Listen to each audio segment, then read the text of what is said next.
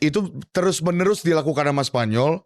Karena mereka juga tahu oke, ini kekurangan pemain nih, pasti ada space kosong yang pasti ditinggalin sama Argentina di situ, dan akhirnya datanglah Ferran Torres di situ. Dan menurut gue nggak bisa menyalahkan Emi Martinez ya, tapi mungkin kesalahan dia adalah mungkin tidak mengkomandoi back di depannya dia ataupun pemain-pemainnya dia untuk berdefense lebih baik gitu, karena itu terus terjadi dari 5 menit sebelumnya. Saudara, ada space di situ gitu loh, dan akhirnya diisi sama Ferran Torres.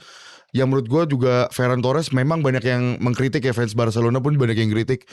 Karena menurut gue hal positif yang dipunyai Ferran Torres itu adalah dia tahu kapan harus nyari space yang kosong. Ferran Torres tuh jagonya di situ. Dan akhirnya terjadi dan gol. Dan menurut gue itu justru permasalahannya adalah di defensifnya.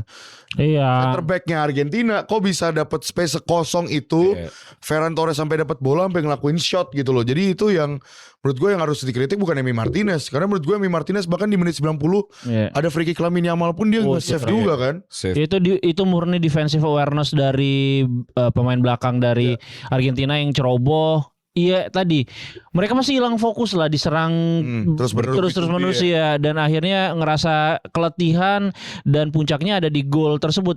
Bahkan sebenarnya udah mulai sejak golnya Nico Williams. Nah, gitu. Iya, itu tuh udah mulai kelihatan, kelihatan bener-bener rapuh karena memang defensive awareness, fokusnya hilang, konsentrasi hilang karena udah mulai letih dan juga kekurangan pemain. Jadi gua rasa sih kalau nggak fair kita menyalahkan Dibu karena gol tersebut, karena dia udah bermain sangat fantastis di sepanjang 120 menit. Jadi gua rasa sih itu salah satu buah kerja keras dan konsistensi juga dari Spanyol gitu yang perlu diapresiasi, sehingga mereka menemukan titik celah di tengah yang